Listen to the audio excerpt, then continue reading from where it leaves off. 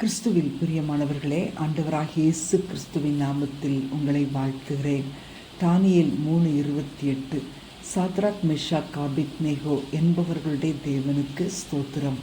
இந்த Shadrach, மெஷாக், Abednego என்பவர்கள் கொண்டிருந்த பக்தி வைராக்கியத்திற்கு கர்த்தர் நல்ல பலன் கொடுத்தார். அவர்கள் அவரை நேசித்ததால் அவரும் அவர்களுக்காக வைராக்கியம் கொண்டார்.